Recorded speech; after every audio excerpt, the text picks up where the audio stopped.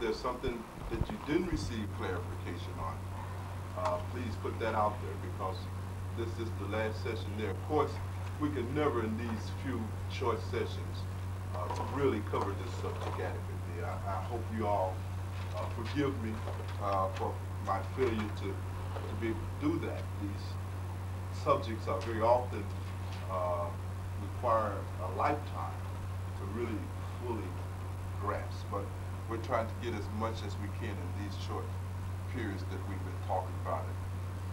So if your minds have come back down and cleared itself yet, we'll pick back up. And I think before we go into the just general discussions, I think one last thing I want to add to the material that we've already discussed. I want you to begin to see the role that you play and your experience of the sufferings that is associated with this whole activity of attaching yourself. And what you have to begin to understand is that it's very much like a person who sits pinching himself, just continuously pinching himself. And then they are trying to figure out ways to remedy the pain from the pinching. They get books that talks about how to get rid of the pain in your leg. They go to special places where there's allegedly wise men and women who can tell them how to transcend the pain in their legs and so forth. But the fundamental cause of the pain in the leg is their pinching. You see, this contracting on a moment-by-moment basis back into your sense of separation, this making of yourself feel separate from creation, is the activity that is responsible for your own suffering. It is your ego that is causing your own pain. It is an activity that you yourself are doing to yourself. You see, if you remember, one of the most startling statements that we made in the series on anger was the fact, and if you recall, we pointed out that nobody makes you angry. You make yourself angry. You see? And we went through all of the mechanics, remember, on how that actually takes place. Well, it's the same with suffering. No one causes your suffering. No one causes your unhappiness. No one causes your depression. You depress yourself. You see? No one causes your loneliness. You make yourself lonely. You see? No one causes your poverty. You impoverish yourself. All of this is a self-generated activity. And you can drop it at the moment you have the requisite level of realization that that's what you're doing. Once the level of understanding has matured, where you can actually see what you're doing to yourself. And therefore, the homework that will be very good for you to do until we meet again will be for you just to look at how you yourself are contributing to all of your problems that you have. Look at the problems that you are having in your life. And we all have our own private sets of problems. And I want you to look at those problems. I want you to do some gyanyo. I want you to recognize what's going on in terms of you and your problems. I want you to investigate them and see the role that you are playing in the perpetuation, in the creation, and the sufferings associated with those problems. It is your own mind that has created this problem. The problem does not exist independent of your ego. The problem is not a part of nature. It's not in the same ontological category as rain, sleet, hail, snow, sunshine. You know, it's something that you are generating. It is your own presumption. And you are reacting to your own presumption. The presumption that you are miserable. And then you react to that presumption that you are miserable. By trying to do all kinds of things to give yourself some temporary relief from the agony of that presumption. some kind of way to anesthetize yourself from a pain and a suffering that you yourself have projected. So I want you to see how you pension yourself, how you go on pension yourself. Yes, Khadija? You said we make our own poverty. For instance, what is the what do we mean when we say poverty? Materialistically speaking, we don't have enough money, we don't have enough this, something on the material plane. Is that correct? And we experience this absence of enough, right? Now, the reality is that there's always enough. At all times, there's always enough. It's just that you have assumed that it's not enough. It is a presumption on your part.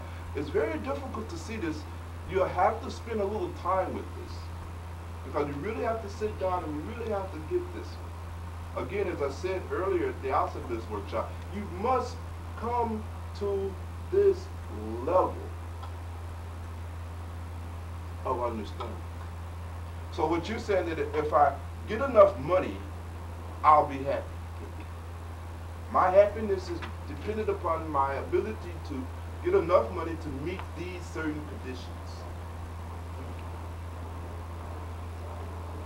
That presumption that your happiness cannot occur until you get this amount of money is the problem. Drop the presumption and you're already there. Remember, there must have been a time in your life when you didn't have that amount of money. Must have been. Right? And what was your state? So it's a very different thing. It's a very different thing. You were still unhappy out there without it? It's always been unhappy? No, I wouldn't say always been unhappy. But when you asked us to think about what our state was when we made even less money. Yes. I think it was probably... That's horror, right? It was horror. Yes, you may need money to pay bills. Yes, you may need money to pay your car notes, but you don't need money to be happy. See the distinction? See the distinction? All right? You are relating to the reality of the situation. In no case are you holding your happiness hostage to your ability to pay your car note. The two phenomena are unrelated. You see my point? You have related them in your mind. They're unrelated. You see the difference? Well, those people on Wacker Drive and live on their Wacker Drive, they really should be kicking their heels then, right? I mean, if their life is so uncomplicated, they're probably, if they knew, they could realize the sheer happiness of not having to worry about a mortgage in their car and how to pay it. One of the experience that people have that have made a lot of money is that they discovered the unrelatedness between their experience of happiness and their bank account. That's one of the downsides, because they were thinking that if they were able to make $1 million, that this suffering would disappear. And they are really shocked, some even traumatized, to experience the persistence of this sense of suffering, in spite of having $1 million. And they have done so much to get that money. They have made so many sacrifices, you see, that now their minds become completely hopeless in ever being able to eliminate this fundamental feeling. They made $1 million. And this thing still, and very often as a result of that, they start sabotaging themselves. They start moving headlong into a descending spiral. Many of them commit suicide. I mean, they get off in drugs because they're trying to still find some way to, you know. But money pays bills. Money buys food, money provides shelter. But those are different phenomena than happiness. And that's the shift we have to make. And then you could go on, you know, and make your money. Nothing wrong with that. Please do not misunderstand me. I'm not saying go and pursue a state of poverty, because again, poverty has no relationship to happiness either. Look at all these poor people. How do you think they're happy? If the lack of money was the basis for a true spiritual life, then these should be the most spiritual people on the planet. They are not. Because there's no connection at all between the two. So what we have to begin to see is that we hold our experience of happiness hostage to all these presumptions that we have made about it. When your happiness is already the case, you just have to realize it. And as Keeper was saying, that takes a while to let go. And that is the only difficult part of the transition. For a moment, yes, you will be in a limbo. For a moment, you will be in this kind of void. You know, because what do you do now? Right? For a moment, there will be some confusion. You will feel very awkward. But after just a little while in that period of gesticulation, something new will be born. If you can just hang in there for a little while, slowly, but perceptibly, you will begin to have an increased experience of joy. Yes. If you don't panic and run out of that state, you see, you will begin to mature. But it will take a little while. It will take a little time to get accustomed. It's like when you walk out of a dark room into the sunlight. At first, you know, your eyes squint, you can't really see anything. The light is blinding. You know, there's a period of adjustment involved in this thing.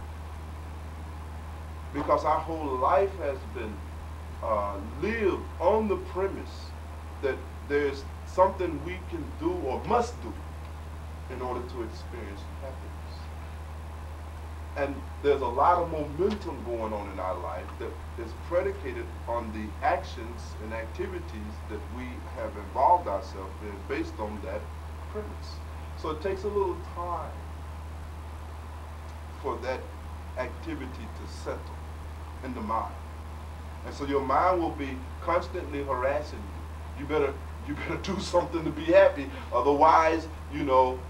But if you just are able to disregard this threat that the mind is making and just remain calm,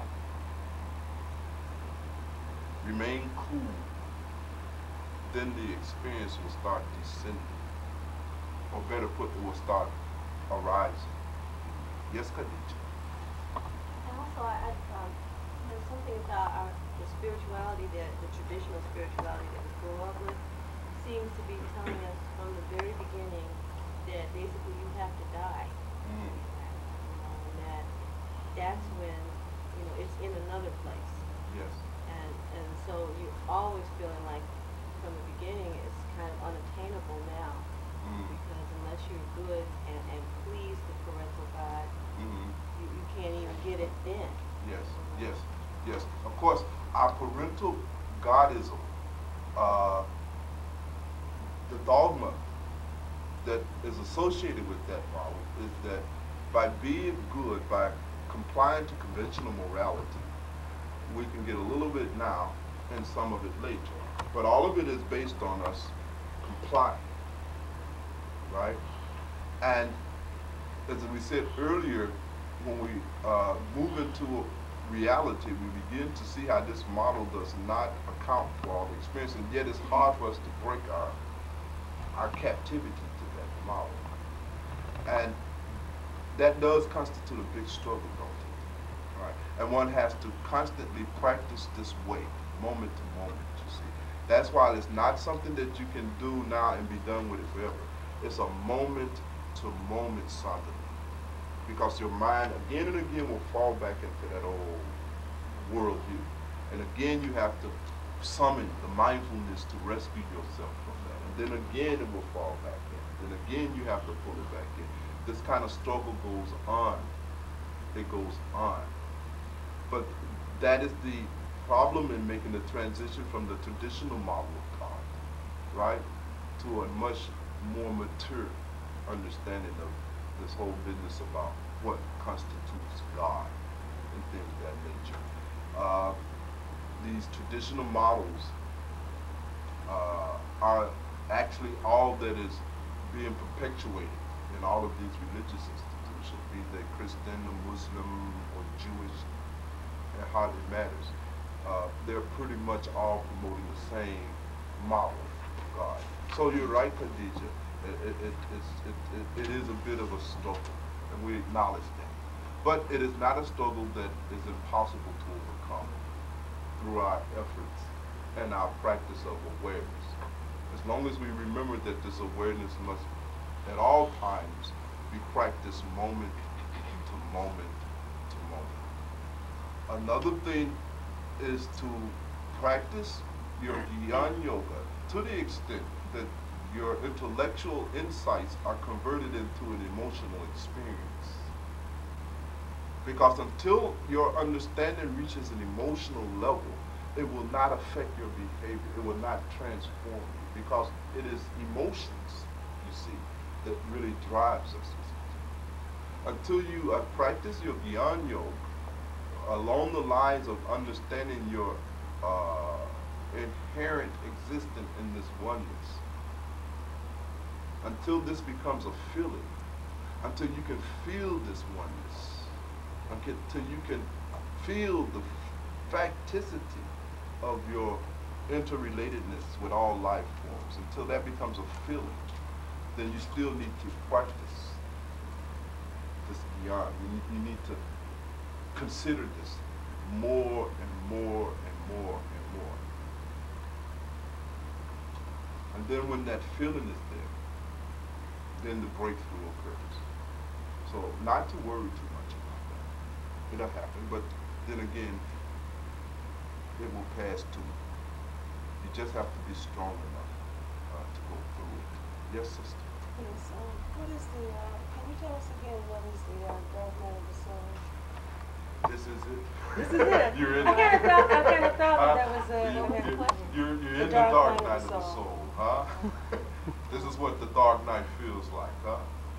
Uncertainty? Uncertainty, don't know what do you do from here, where do you go from here? Because you made all these plans, you got your list, right? You got all your stuff on your list of things that you want to do to make yourself happy. Actually, you see the reality, family, that everything that we do, without any exception, is driven by this very unconscious, subliminal effort to make ourselves feel a little better.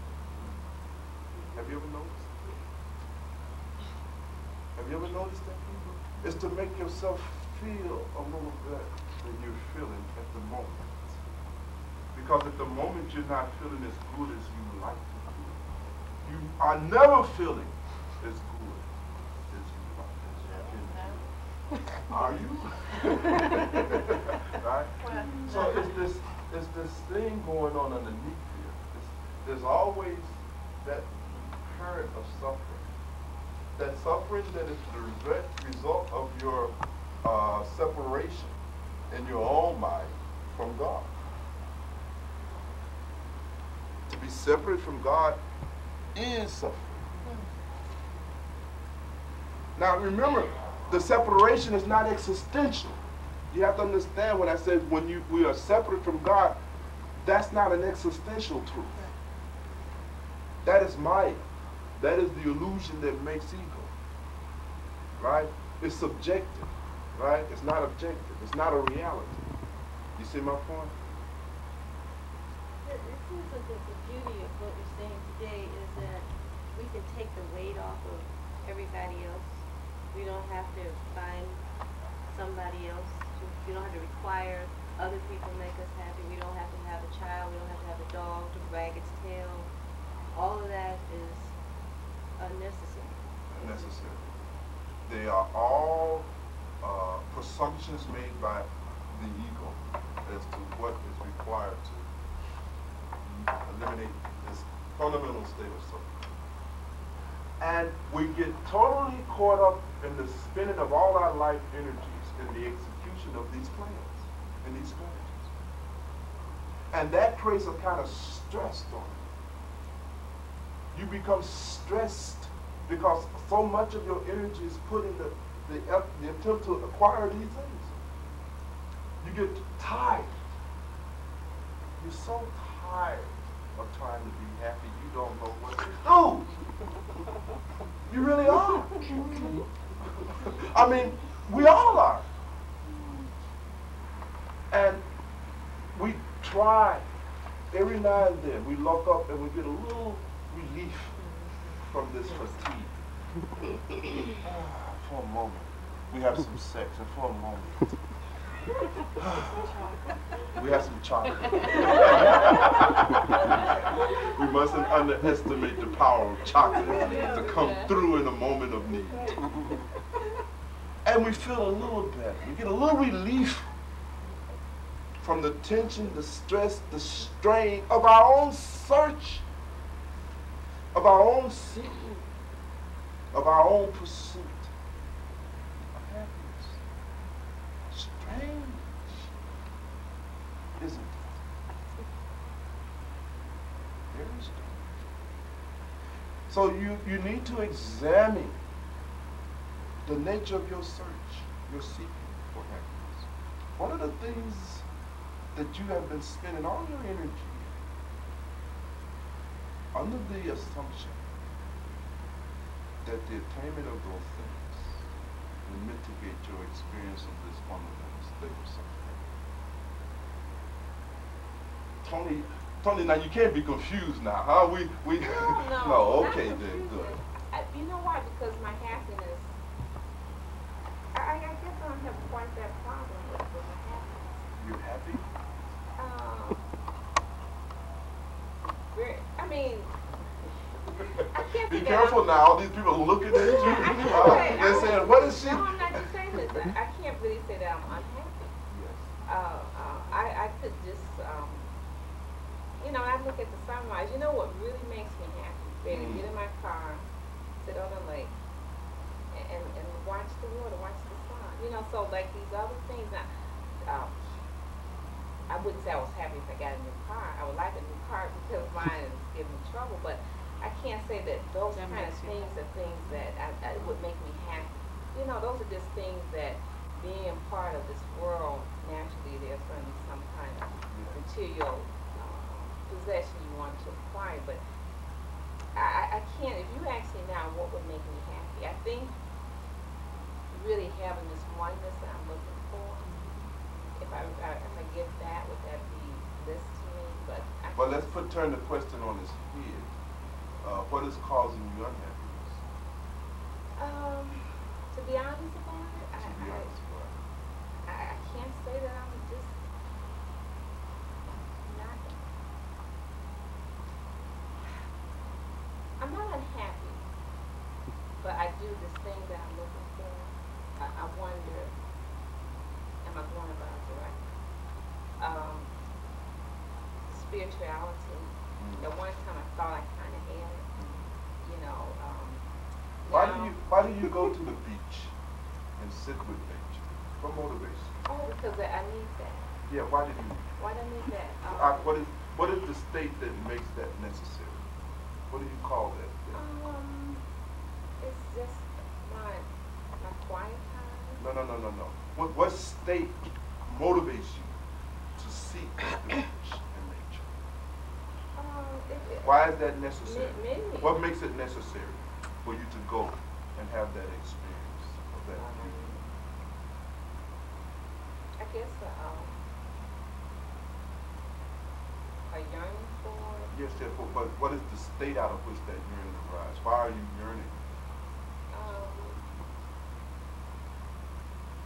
I don't know. I just like to sit and talk with nature, be surrounded. I mean, anything. I mean, a good day. I mean, I feel bad and want to do it. I can feel good and want to do it. It's no one thing that makes me feel. I just like to do as often as I can.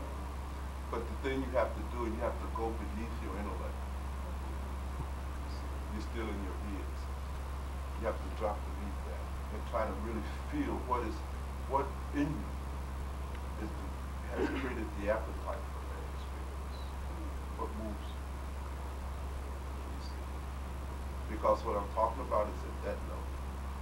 And what I'm saying is that everything that we are doing is being done out of this subliminal appetite, this subliminal urge, need to make ourselves feel a little better than we're feeling at the moment. Otherwise, you would not do it. If you were happy already, why would you go to the beach? There will be absolutely no need. The beach will be wherever you are. You will not have to go outside yourself to generate that experience at all. You will be rooted in your own bliss.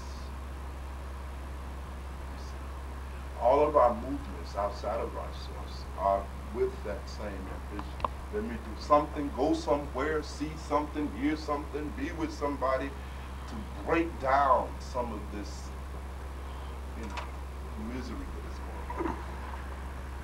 But you see, the first stage, you see, is that this, when we're in this state, it feels like we're dying. In fact, we are.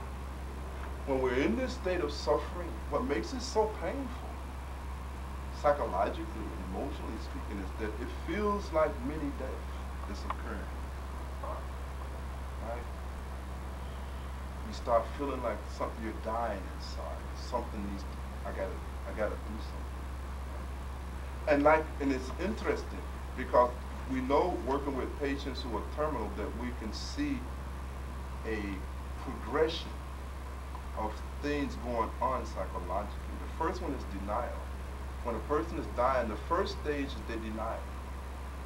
I'm not dying. I'm going to get well. I'm going to recover from this. You know, I'm going to be all right. I'm going to defy the reality of my own mortality. Now, this cancer has eaten up all of my internal organs, spread through my whole body. I'm not going to die. I'm going to defy. I'm going to survive. It's denial. Once we have emerged out of the denial, the next experience that we have is anger. I'm going to die. God damn it. Why me? You see, God, you know, why you have given me this horrible disease that's about to kill me. You see? So then we go through the experience of dealing with that anger. All right? And if we can come out of that anger part, you see, then the next thing we'll probably go into is depression.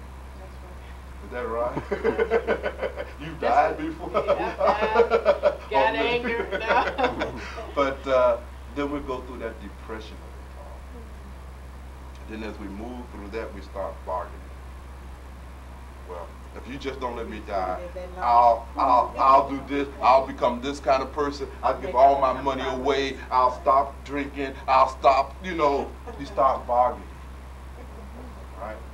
But after you see that you can't bargain with reality, then you surrender and accept. Now, the interesting thing is that normally when a person can move straight away to acceptance, a kind of healing takes place of its own volition. Interesting. You will see people will start improving. Their conditions will improve. When later on they take, that's right, as they said, turn all for the that worse, stress goes off. What is involved in the first stage? Denial requires a lot of energy, suppression, lying to yourself, all that, right? That just stresses the system more, don't it? Right? And then you know what anger does to the body-mind system. That's even more stress, right? And you know what depression and this whole energy of bargaining. But only when you move into acceptance is all that energy free to become involved in the healing process itself. So Tony, what happens a lot of times when we're in a state of suffering, we're usually in a state of denial. Because you don't want to acknowledge, I'm suffering. That doesn't make sense. I got money, I got a car, I got a husband, I got children. God damn it, I should not be suffering. But the reality is you are suffering. But that ego mythology will not permit you to deal with that. You see my point? This false image that one has of themselves. obscures the reality of what you experience. I have met people that claim they don't need nobody's love. Now this is nonsense. Now this is utter madness. They would have had a better chance if they had have told me, well, I don't need to breathe, I don't need water. Maybe I could have stretched my imagination a little. I could have went along with them for a little piece of that ride. But when they come to this claim, I don't need no love, then I know that this person is fundamentally insane. Fundamentally insane. They're spiritually insane. There's a kind of spiritual insanity that is far more devastating than emotional and mental insanity. When a person has gone spiritually insane, they talk like that. I don't need love. Right? When they say that I am happy in this state of ego and separation, now this is madness. Absolute madness. But it is a denial. And so we have to go through those stages. We have to go through those stages of truth. We have to go through that. It's inevitable. And all of us have it. All of us have it. But the moment you see that state really occurs, something very different happens to you. And the proof is there in your life. If you're still frustrated, and you're still getting angry and all that, then you don't have that state. Because how you going to get frustrated in a state of happiness? No frustration is possible. We weave in and out. That's the reality of it. We weave in and out. And so for a little while, life is going great. It could go great for 5, 10 years. That's not unusual. And then crisis hit. And then you're in a tizzy. And then you discover, oh my God, you're not prepared for it. So we all go through those kind of things. But what I'm trying to get you to see is that what drives a lot of our movement and throughout life is this subtle and subliminal urge to make ourselves feel a little better than we are feeling at the moment. The search for God begins here. Because now God and God realization simply becomes another state that we are trying to attain to make ourselves feel better forever. So, to achieve permanent relief from our suffering. We know if we can get God realizing, we ain't gonna never, ever feel this suffering no more. So God become like the ultimate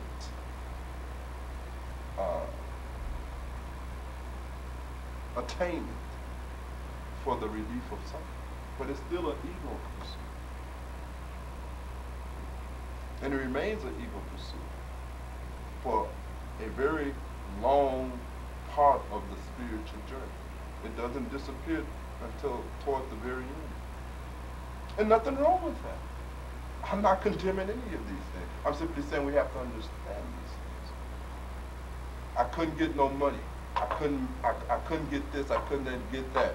So I was not able to get no relief from my temporary state of suffering. So I said, man, if I get God, then I don't need no husband. I don't need no job. I don't need none of this stuff. You see? Right? I got God. And I don't need none of y'all bastards. Right? And that's what motivates the ego. It's a really interesting thing when we consider it closely. Yes, Shanae. Finally, Shanae speaks with us today. I was just telling you earlier a message that I heard yesterday that I thought I understood it yesterday. We just rewrote it. But I was saying that we went to our cousin's funeral yesterday, and they passed out Kleenex at the very beginning. People were ready for the tears. And the minister who spoke was hysterical. We were laughing through the whole ceremony. Khadijah too. We were all laughing. And because he did speak the truth about the difference of who we should really be crying for, and not the person who had a rough life anyway and is in a better state. But one of the things he said is that Ronald was not responsible and had nothing to do with the dates that were going on his tombstone. The date that he came into this world and the date that he went out on. He said, but the responsibility that he did own was the dash in between. And I was, and he kept talking about taking care of your dash. And I was thinking, I gotta do a better job at taking care of my dash. And what you told me is, I did what happened in the beginning, what we knew when we came into this world, and what we realized going out of it, if you just do it, it happens. So the dash really it's just something that we just put all of this in the way. Because I was sitting there thinking yesterday about what I had to do to fill my dash, but it's there, and I'm just not living it. You have to let go. You have to come out of the sea. Wow, that's hard. Yes. Yes. In some sense, it's the most difficult thing in life because it's like dying. It's really like dying. In many senses, it's really like dying. It's very hard because what are we most attached to? More than our physical possessions, we're attached to our views, our beliefs, our image of ourselves, who we think we are, and all of that stuff. Our strategies. Very attached to our strategies. Because they're our strategies. Right? And it's very difficult. It is very difficult. So we don't make mockery of those of us who are still, I mean, it's really quite a difficult thing to do. Yes, Keith? You know, you're saying it's difficult, but I'm sitting here saying, for me personally, it may not be that difficult, because if I decide that I want to be happy, and nothing else that I've been doing all these years have contributed to that, I'm still stuck. It doesn't look like I'm any closer to happiness. And then I'm exposed to something that's going to get me over there. I'm gonna let go of that hasn't worked. Yes. You know, and try what seems to be that which is gonna put me over. There are souls like you, of course. We can't generalize too much. It's just that the majority are not quite that courageous. Yes, sister. That's the exact thing. Like to keep us, because you know, I've went to church all my life. I've drank up until like about maybe 3 months ago. The only reason I stopped was one of the sessions you had. I mean, not that I'm not interfering with your going to church. That is not my ambition. Oh, no, not church. I'm talking about drinking. Okay. Yeah, and because I never felt anything was wrong with it. I felt like a social thing. Nothing was wrong with it. And so then something you had said, and it was kind of like, well, okay, if this is something I need to stop in order to get to where I want to go, I had no problems with it. And also like giving up meat. I mean, I haven't stopped eggs because there's so many things that have eggs that I'm still mentally. But like I thought Thanksgiving was going to be hard. That's like the first real feast I've been to, because I don't count Labor Day. Yes. But so, and it was totally. It was no problem. I had to say, okay, if this is what I have to do to get to where I have to go, then this is irrelevant. This is little stuff. So I mean, I feel like that, and it's because I want this thing. It's good if you have that attitude, then that is very, very good, because that will help you immensely on the path.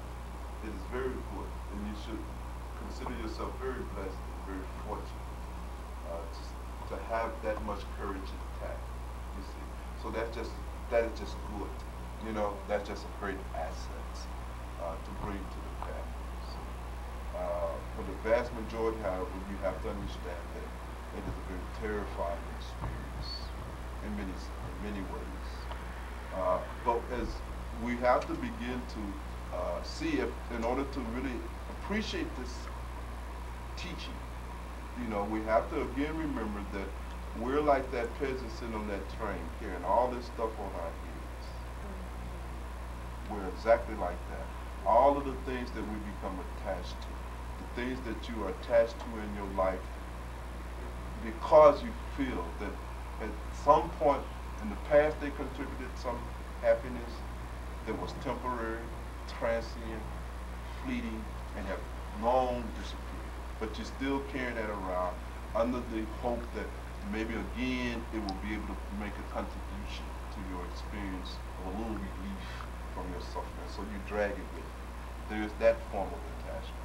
Then there's attachment to things that you hope is going to deliver in the future, right? So you got all that baggage, you know, and we're dragging all that stuff around, clinging it, holding on to it, afraid to let go of it, become literally enslaved to all of that, bound tightly by it. And the ideal is to begin to understand that happiness is available to you without any of that stuff. That is the radical shift that I'm talking about here. That is what is revolutionary. Revolutionary. And it's a startling type of thing. Because you have lost the ability to feel this kind of natural happiness. You can't get naturally high no more. There was a time when you could get naturally high. When just simply the act of awakening was sufficient. There was a time when you could just experience happiness naturally.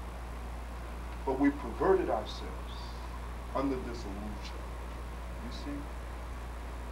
And now we can't feel any kind of release from our suffering without these things.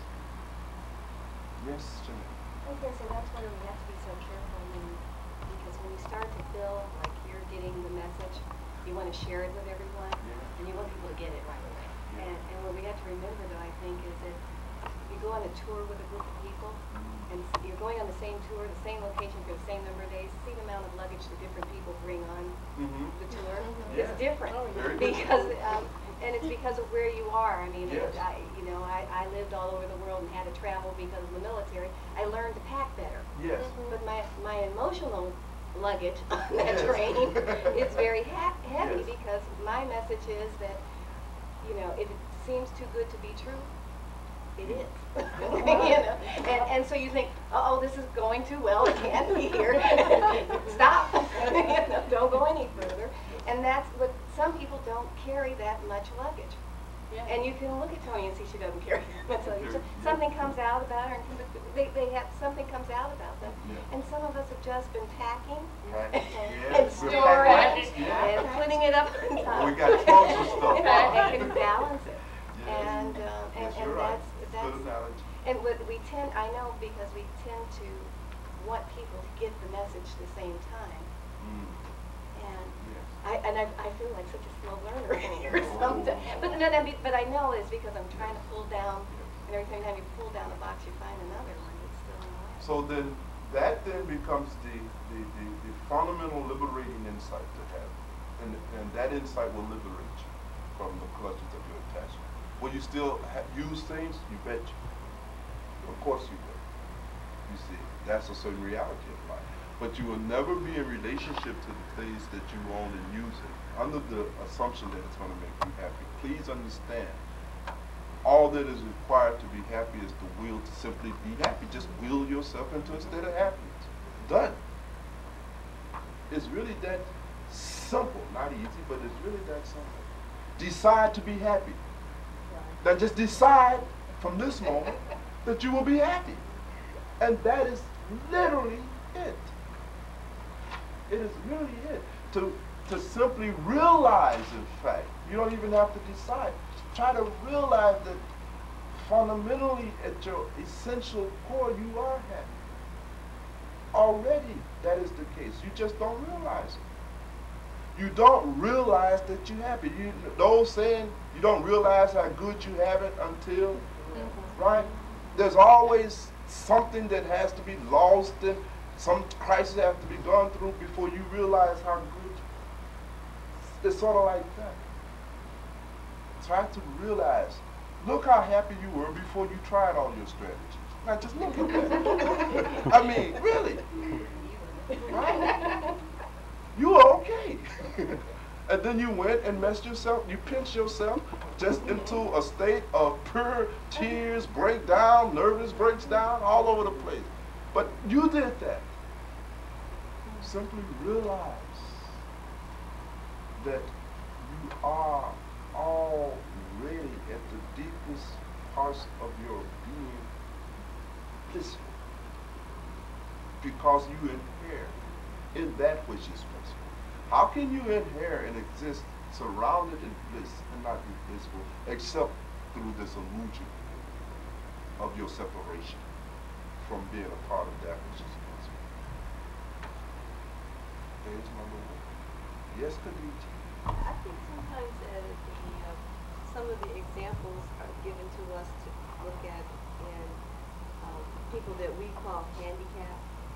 And you look at the children so many times with Down syndrome, and people want to say, oh, isn't that horrible, isn't that so sad?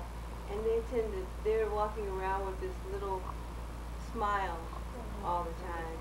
Or I used to work with autistic children, and the comment that most of us would have was, oh, this is such a tragedy. But they seem so self-contained and so pleased, and that was our tragedy. We thought it was tragic that we couldn't impact.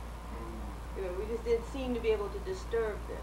They seemed to be sort of, in this world, and impervious of us, and that we felt was tragic. But is it really? I mean, there's something about that containment and that maybe we should be trying to achieve. Well, certainly we should have the experience of this oneness that these mystics talk about.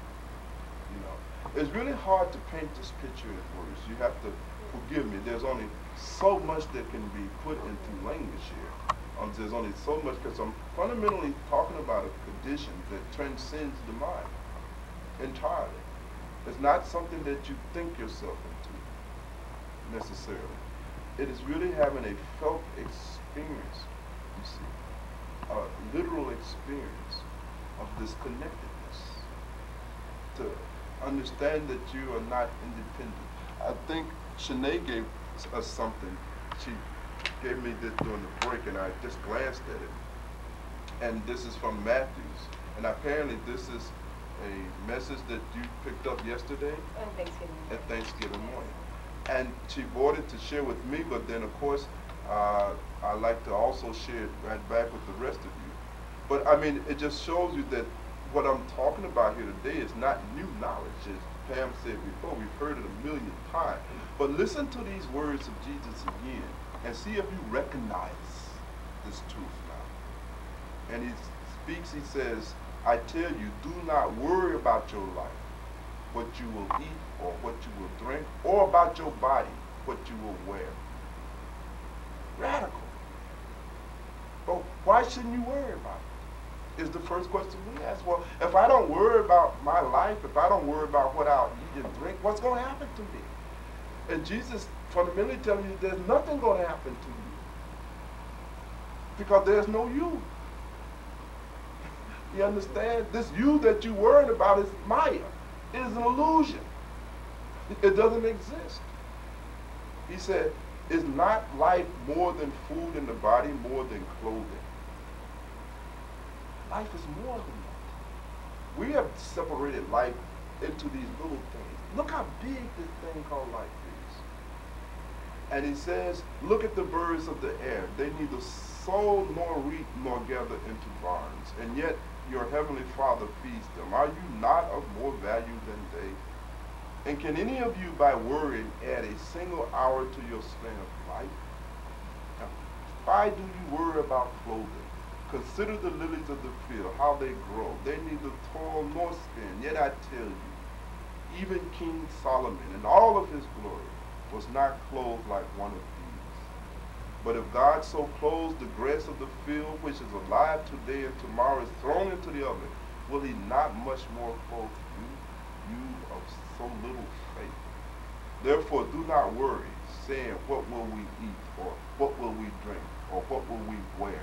For it is the Gentiles who strive for all these things, and indeed your heavenly Father knows that you need all these things. But strive first for the kingdom of God and his righteousness, and all these things will be given unto you. Now that's just so beautiful.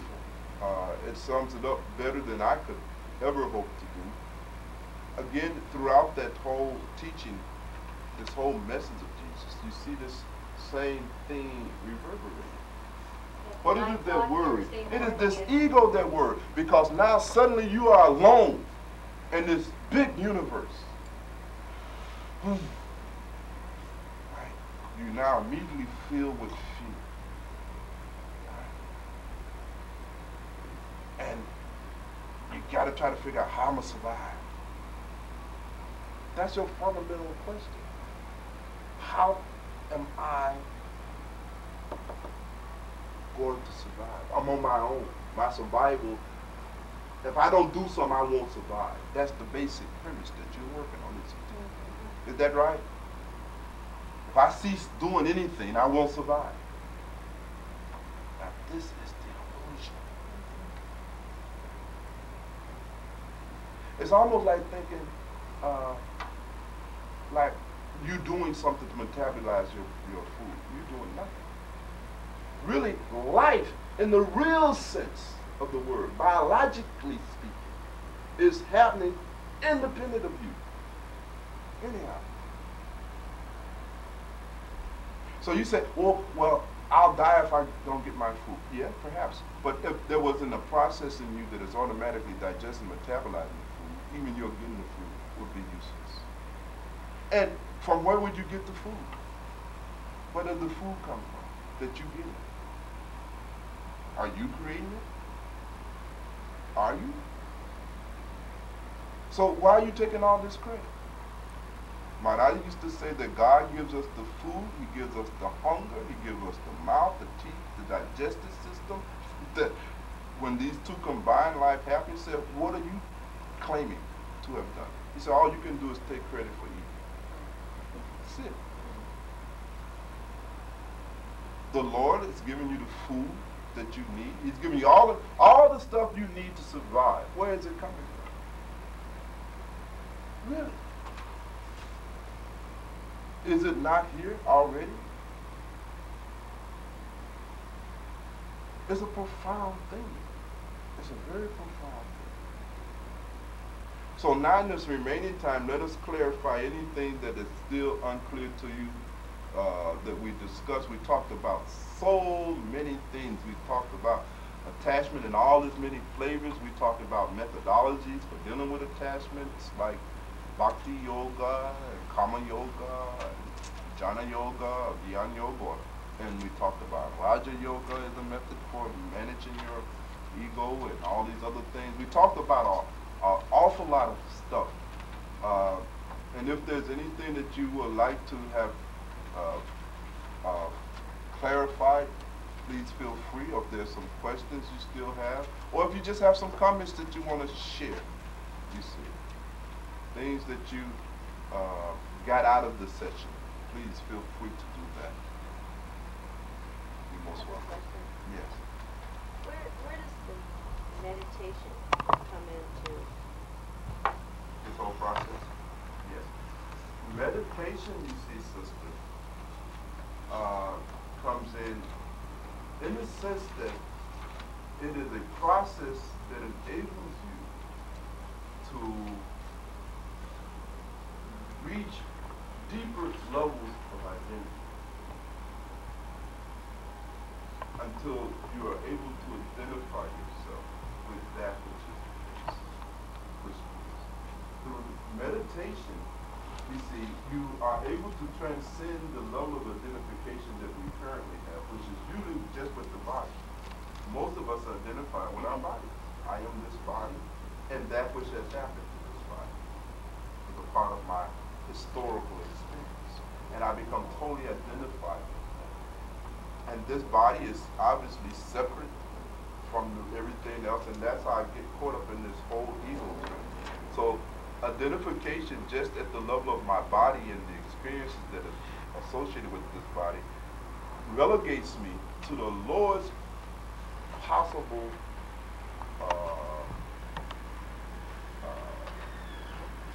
let me put it like this here, relegates me to the highest degree of egotism, right? Is the identification just with my body and the experiences that is associated with it. As meditation breaks your limitations of identification with the body, it breaks it precisely, Khadija, because for the first time you have the experience of existing independent of the body. Independent of the body. You see, you have a sense of I in meditation that is not rooted in the body, because you're not even feeling this body no more. This body has dropped out of the whole equation, and yet there's still an I experience that's for the first time independent of the body, right? And so in that experience you realize, oh my God, I'm not just the body. The body is a tool, a vehicle, an extension, yes. I'm more than just the body, right? I'm this body plus this new experience that is transcendental to the body. Meditation is a process of transcending the ego, right? Yes, it is an actual experiential transcendence of the ego, as opposed to just a kind of metaphysical or philosophical reflection. It is actually having the experience of transcending this physical body. And once you do that, then your sense of who you are is altered forever. You know now that there is a dimension to you that is greater than just your body and the relationships that this body have and the history that goes on with it. At another stage in meditation, sister, what occurs is the same transcendence of your emotions, or what they call the astral body. The astral body is simply that body that contains our feelings. Because at another level, our identification is with how we feel. Very often, a lot of us are identified with our feelings, our likes and dislikes. I like this, I like that, and you start identifying with that, you see. So we identify with our emotions. I'm feeling sad, I'm feeling blue, I'm unhappy, I'm this.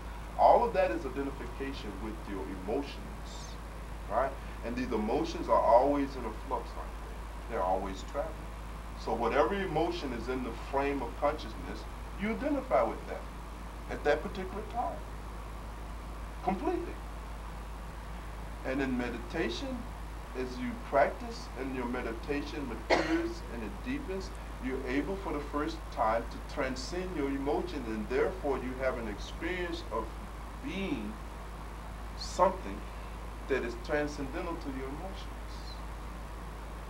You find out for the first time, I am not angry. There's anger going on, and I'm aware that yes, anger is happening, but you're witnessing your anger. You are a witness to your sadness. You're a witness to your greed. You're a witness to your lust. You're a witness to all of those variety of things you like and dislike, but you understand that you are not those things. You experience them objectively, simply as a witness. As you proceed further into the depths of meditation, you come to a point where you transcend your mind. You transcend what they call the causal body, the mental body, the body that contains all your so-called knowledge, your knowing, all this other stuff, you see? And you begin to experience a reality, a dimension of yourself that is not identical to your mind. I think this, your opinions and all that other stuff, your knowledge, and all that other stuff. You begin to become free of the limited identification with your contents of your mind. I think so-and-so, so-and-so, I'm thinking this. The state you're in now, the thoughts that is running through your mind and all this here. Again, you transcend that, right? And then you go in deeper, and so forth and so on. You move up all of these stages, levels of identification, until finally, at the end of the process, you become identified with that God that is your reality all the time. You see? Like now, we have no identification with the divine in us at all. You do not see yourself as God. You really don't. You really don't. It almost seems blasphemous because that parental godism, outlaws that experience. Many men and women have been killed by the perpetuators of the parental model of godism because of their claims to have had the experience of being God. When the Indian mystic proclaimed Aham Brahmasmi, immediately he was killed. You see, flayed alive in many instances because this is blasphemous. How can you be God? But that is the reality. The reality is, how can you be anything other than God? Really? Does anything else exist other than God? Really? I mean, consider this. If you're having the experience of anything other than God, to that same extent, you are an illusion. You are having an illusion. You are hallucinating. It's not the mystics who are hallucinating. We are hallucinating the manyness of the one. There is only God. There is nothing else. And so, at the final stages in meditation, one has the experience of being God. That which is the reality. What the ancient Africans who attained that experience would often write somewhere in their epithets, Anukasah. If you will read the coronations of the pharaohs, and these are early dynastic Egypt, you will find very often in their speeches they will refer to themselves as Anukasah. I am a Sah, I am Osiris, I am God. You see, that is a level of realization. The Sufi mystics, the Muslim mystics are not Haqq, I'm God. God. You see. But that's the realization that you come to. And you realize that all the other identities you had were just an illusion. They were just different degrees of egotism, this feeling of being separate from that one reality. So that is what meditation confers on us. And remember, Khadija, that is an experience that no Gita, no Quran, no Bible, no Dhammapada, no scripture, no holy book can give you at all. That is an experience that each and every aspect of God that is us has to have. It's that awakening out of this slumber that the ego has put us in. And what is interesting is that with each successive deepening of the realization of who you are, your experience of bliss increases. And this is the strange thing. Your bliss, your happiness, your joy go on becoming less and less dependent on these other outward conditions. When our identification at the lowest level and we are totally identified with this body, now whatever happening to this body is going to seriously impact on our experience of joy and happiness. Man, if this body is not being fed, we're in, trauma, right? Because what happens to it happens to me. But as you regain your higher identities, then, this is not such a great component of what makes you happy, the condition that this body is in. As you go deeper, whether things that you like is happening or not liking doesn't impact you so much. Right now, when stuff happens that you don't like, you notice how it just mess you up, right? Cause you no end of suffering, right? Because things ain't going the way you like it to go. And that phenomena just, causes you to experience all kinds of misery. But when you are able to transcend your likes and dislikes, then whether things go the way you like or don't go the way you like, it's in no case affects you at all. You remain transcendental to that. And so it's sort of like that. This is not a good analogy that I'm giving you. It's the best picture of the process that I can paint with language, you see. You will have to just enter into the process and get a taste of this experience for yourself. Yes, sister? As you start to drop the baggage, all the pursuits, and suddenly you find yourself in this Tao, in this stream. Other considerations like your karma, how do they play out, and at what point does the individual start to no longer live their own life, but just to be carried and you understand what I'm saying? It's almost like a kind of a transcendence of karma. First thing we have to say about karma is that karma is a mental experience. Karma is, remember, Pam, I said on a past occasion that there's two parts to karma. One is the part that is associated with your actions, right? That sets up a consequence of events, right? That reaping what you sow kind of thing. But then there's a part of karma that dictates how you react, right? This is on the mind. Okay, this is outward. This is objective reality. Yes, you will break your leg. You set up the karma for that, but how you react to having a broken leg, you see, that karma can be changed. That karma can be transcended. And that's how people live with no karma. They live it without this. This karma always go on, because when it ends, you're not in the body no more. It's what the mystic calls karma, you know. But this kind of reacted, that's okay. Okay, if the belief is that we're all here on this planet for a reason, to live out our fate destinies, once we enter into this stream, I really love that whole idea of the Tao. Beautiful. Yeah, yeah. Once we enter into this Tao and we're dealing with our karma, we're reactionless and all of that,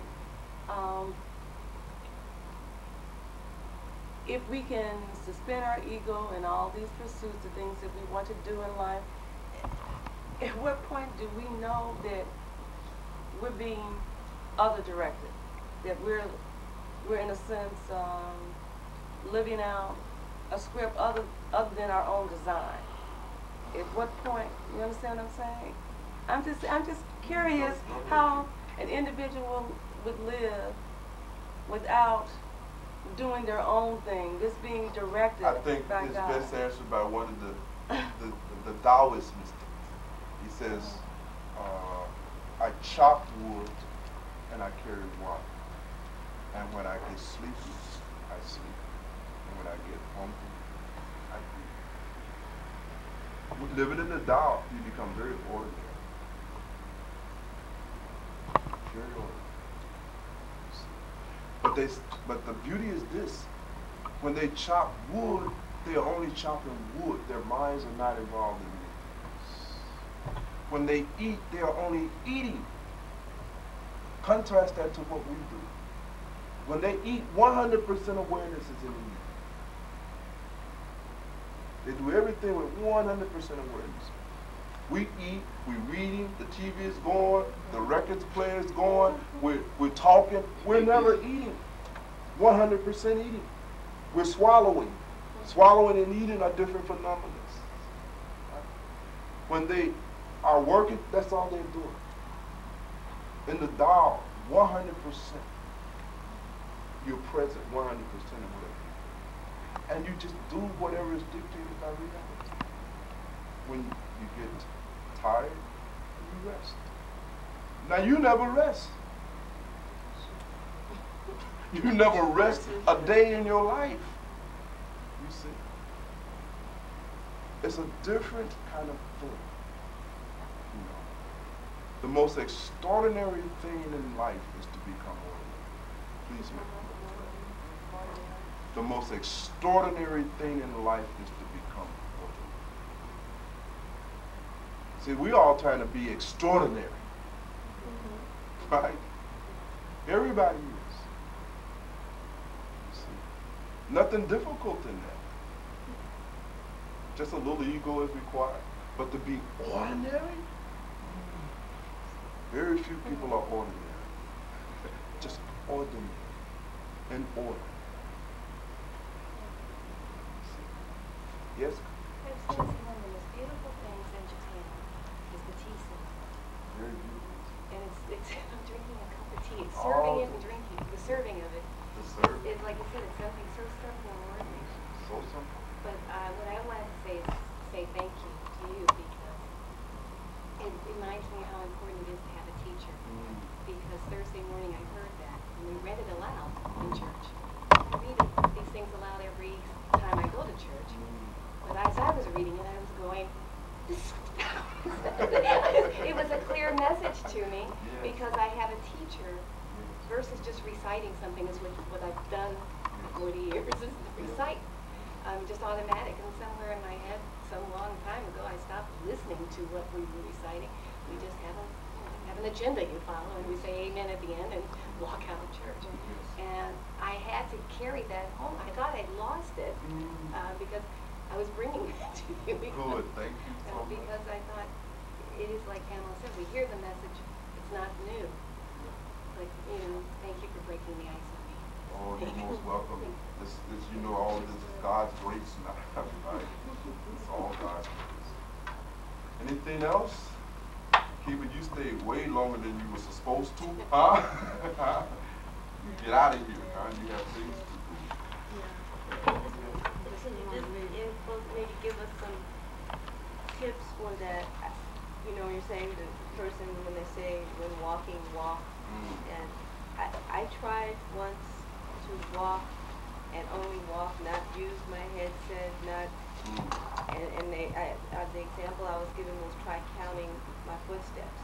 Concentrate on the walk. I just couldn't do it after very long. My mind just kept. Yeah, your mind kept flapping and waving. Are there skills that we Yes, those skills come through practice. You have to keep practicing. And that's the way, that's the experience you also have in meditation.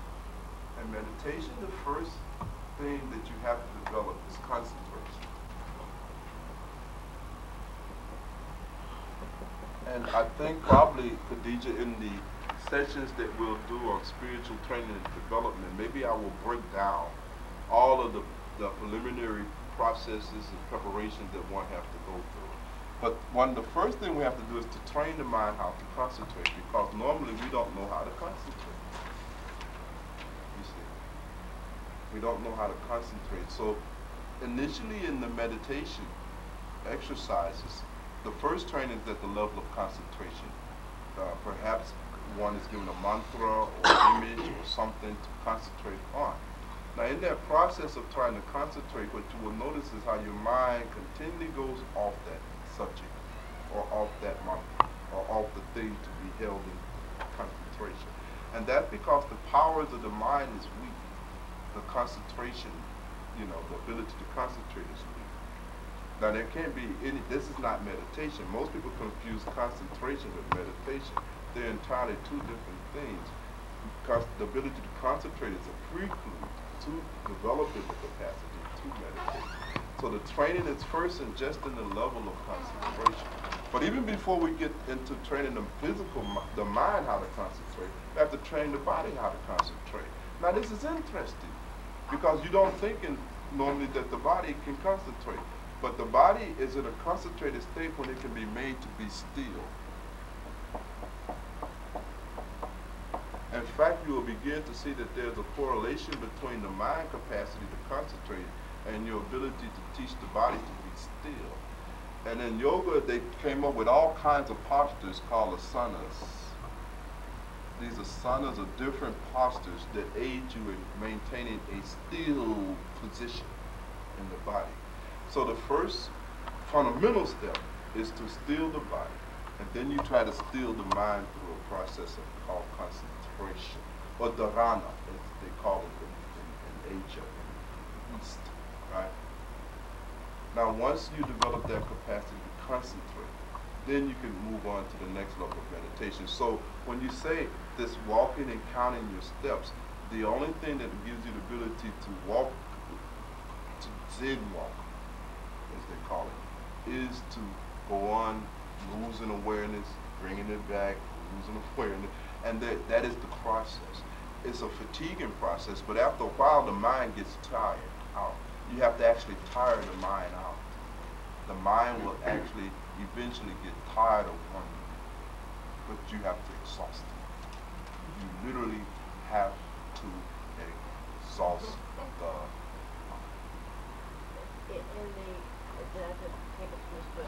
in a yoga class that I just started, the instructor was going through the breathing, the kinetic yoga I was talking about, and he was going through the relax your head, at each section of your body. And I was particularly tense that evening, and up to that point I had really had this great euphoric feeling when he would do this. But that particular night I felt like, oh my goodness, it's now working. And so I was like, I'm not relaxing. And then he got down to the bottom and started up, and I was like, my last thought was, I'm not relaxing. And the next thing I knew, I was asleep. It was so embarrassing because the class was up. I think I actually snored and woke myself up. And I looked up and people were standing up doing this move, and I thought, oh my God, how long have I been down here? Completely not, and it was like the deepest, I didn't want to get up. I mean, it was like the deepest sleep I had almost experienced, that and it was just a really interesting experience because I was steadily saying it's not working. And you fell into it. So there's a kind of science that's going on in that whole process. And you're right. You will find that throughout this whole process, as far as breath is concerned, what we call pranayama. Prana means breath, yama means control of breath, which is an integral part of most body-based yoga, hot yoga particularly. But as you move up in this process of concentration, you'll find that your rate of breathing mimics the rate of your thinking, and that you can impact either or from either side. If you want to regulate your breathing and turn it back into a kind of more relaxing breathing, then by slowing the thoughts in the mind, you can do that, and vice versa. In fact, pranayama yoga, this controlling of the breathing, came into being as an aid in concentrating the mind. Because, again, the ancient yogis saw the correlation between breath and the speed at which the mind moves. And so they would very often start off the preliminary practice through an exercise of deep breathing, diaphragmatic, breathing from the diaphragm, right? And Tibet, they took it to a high science. They even have a thing that they call fire breathing, and you get that pot belly. I don't know if you're familiar with the yogis. If you look at a lot of the master pranayama yoga, you see, unlike us, we just got pot bellies, but they actually, you develop this kind of big belly. It comes from pushing, expanding the diaphragm so much. Fire breathing, because it changes even the chemistry of the body. So breathing itself has a great role. Now it is interesting that there are certain cycles in breathing, the kubak, vichak, right, and all these other things. These are technical things, and your teacher can work with you on that. But breath is held, you see, and then exhale at certain rhythmic points, at certain meters, And all of that, again, is to impact on the activity of the thoughts racing through the mind and calm it down. That's the same purport behind changing the diet, vegetarianism. All of these things are aids to prepare you. So I think as we go through that process, it's too much to go into now, but you'll begin to see a lot of things going on. Before we do any of that, though, it's been very good to take these kinds of workshops, because unless one has a certain amount of psychological and emotional stability, you're not going to be able to do any real high practice no way. There's just no substitute for that. So this is all you're going to find is very, very useful. But it is good that you're doing some yoga. I'm very happy to hear that. When you told me the first time that you all were taking that class, I thought that was very good. you know, because it will help you much in learning. It just seems like the physical component to what, Yeah. Yeah. to what we're. It's the physical counterpart. And it's very good. So you're very good that you took these things simultaneously. Was there anything else? Any other questions, comments? The homework, simple again, let me reiterate it. Between now and over your holidays, please make a thorough examination on the strategies that you have personally adopted to make yourself happier. What are the things that you are making your experience of happiness conditioned upon? Investigate those things. Try to understand in the process of that investigation that your happiness can be had now. You need not accomplish and achieve any of that stuff on your list at all. You see. At least not for purposes of being happy. Attain them, of course, if you still like, for their functional value. Tony was saying she need a new car, it's functional. But you don't need a new car to be happy. Enjoy the distinctions, right? If you want to lose some weight to feel better, fine, but you don't need to lose no weight to be happy, right?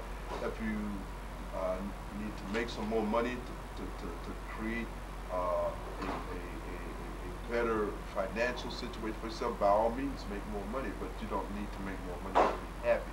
Begin to disconnect all of that activity from your experience of happiness, right? So investigate that very closely. See how you are pinching yourself. See how you are contributing to your own perpetuation of misery and suffering. Look at all those things. And at the first of the year, then we will try to process that, or you can give me a call if there's something interesting that comes up that you're stuck on, and we'll see if we can process it. When do we start? We're going to start again after the holidays in January. I'm glad you mentioned that. Khadija, you and Sandy are working on the anger management short series. So let's set that for maybe the first week in January or something. And if you would stay in touch with Bilal so that he'll remind me that it's coming up and we can get all prepared for that. And Dorothy, you are going to take the list of names of those who wants to take the spiritual training and development workshops. And we'll start those in January. Maybe we should do one on Saturday, one on Sunday. I don't want to kill myself on Saturday. Yes. What do you think? Let's split it over 2 days. We'll do the anger one on Saturdays, and we'll do the spiritual one on Sundays. All right? That's The spiritual workshop, what kinds of things are you going to include? I'm going to be very ambitious in the spiritual training and development workshop, simply because, at least for you all who have been through some things, we'll be able to accelerate a lot of things. You see? So I'm going to try to cover a lot of things. We're going to talk about managing our doubts, managing fear, managing our ego, transcending, we're going to talk about a lot of things. The people that are still pinching themselves will Yes, be able to come? they'll be able to come. Oh, They'll need to come. Oh, they'll need to come on. Okay. And so we'll do all of that. We'll do all of that in January. And over the holidays, I think tomorrow, right, Bilal, we finish up a few of the personal sessions because some of you I didn't get the chance to finish with you. Want to do that. I don't want to leave that incomplete. And then just be generally available for those of you who are working still on this last project and you need a little push to get past certain blocks or humps. So there'll still be occasions, but in general, just enjoy yourself.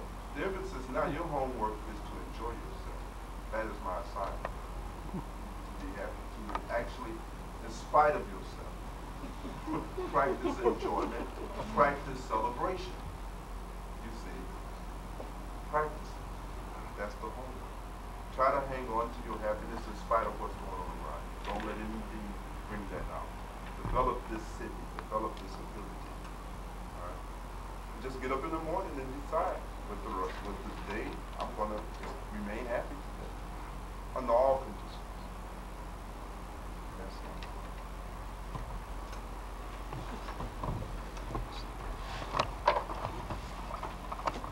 Now, let's take this food with us.